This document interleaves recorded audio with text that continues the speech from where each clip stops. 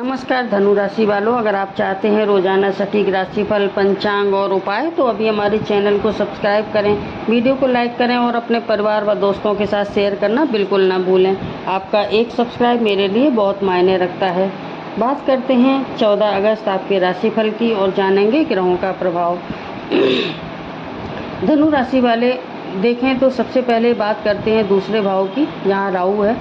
दूसरा भाव धन, परिवार, वाणी और बचत का होता है। राहु यहाँ बैठकर आपकी वाणी को प्रभाव दे सकता है, लेकिन साथ ही जल्दबाजी में बोले गए शब्द रिश्तों में गलतफहमी पैदा कर सकते हैं।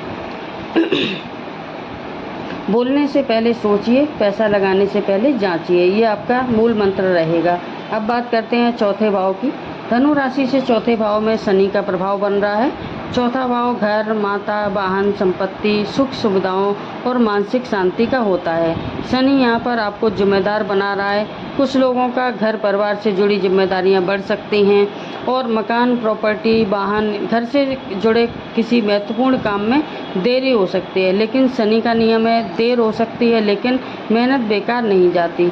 अब आते हैं सबसे महत्वपूर्ण ग्रह यानी गुरु पर। धनु राशि के स्वामी हैं गुरु, और इस समय गुरु कर्क राशि में होने से धनु से 8वें भाव में प्रभावित कर रहे हैं। 8वां भाव अचानक परिवर्तन, गुप्त बातें, रिसर्च, बीमा, टैक्स, पैतृक संपत्ति, आध्यात्मिकता और जीवन के गहरे बदलावों से जुड़ा होता है। इसलिए आज आपके जीवन से कोई ऐसी जुड़ी बात सामने आ सकती है जिसकी आपने कल्पना भी नहीं की थी। किसी पुराने मामले का समाधान हो सकता है, पुराना पैसा मिल सकता है या किसी पेपर या आर्थिक मामले में कोई नई जानकारी मिल सकती है। लेकिन जल्दबाजी में इन्वेस्टमेंट करने से बचें। नौकरी और करियर की बात करें तो आज कर्म भाव पर शुक्र का प्रभाव है। इससे नौकरी में जो प्रेजेंटेशन, कम्युनिकेशन, क्रिएटिविटी और लोगों के साथ व्यवहार महत्वपूर्ण भूमिका निभाएगा। अगर आप नौकरी बदलने की सोच रहे हैं तो अचानक कोई वैकेंसी, कॉल या इन्फॉर्मेशन मिल सकती है। लेकिन कोई भी रिज़ाइन करने से पहले नई जो नौकरी है उसका ऑफ़र लेटर हाथ में आए, उसी के बाद कोई निर्णय लें। गुरु का प्रभाव आपको अंदर से मजबूत कर रहा है, लेकिन परिणाम धीरे धीरे दिखाई देंगे। बिजनेस और पैसे की बात करें तो आज कैश फ्लो और कम्युनिकेशन का ये भाव है, और दूसरे भाव में राहु होने के कारण पैसों के मामले में कन्फ्यूजन हो सकता है। किसी कस्टमर से पेमेंट अटक सकती है, किसी पुराने क्लाइंट से अचानक संपर्क हो सकता है। Online business, foreign clients, digital काम, टेक्नोलॉजी, सोशल मीडिया, इनसे जुड़े लोगों को अच्छे अवसर बन सकते हैं। लेकिन एक बात ध्यान रखने की है, बिना पढ़े किसी भी पेपर पर साइन न करें और किसी की बातों पर भरोसा न करें जब तक आप उसकी फैक्ट को चेक न कर लें।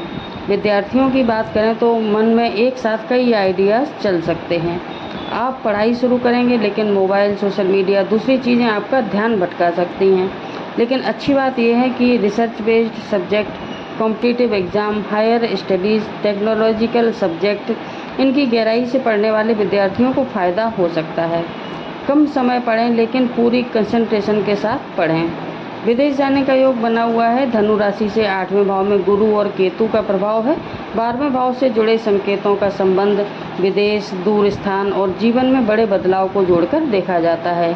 इसलिए जिन लोगों ने पहले से पासपोर्ट वीज़ा अप्लाई किया हुआ है उन्हें कोई महत्वपूर्ण अपडेट मिल सकता है। खासकर विदेश में नौकरी, विदेश में पढ़ाई, research, multinational company, remote international work, foreign clients, इनसे जुड़े लोगों के लिए अच्छे अवसर बन सकते हैं।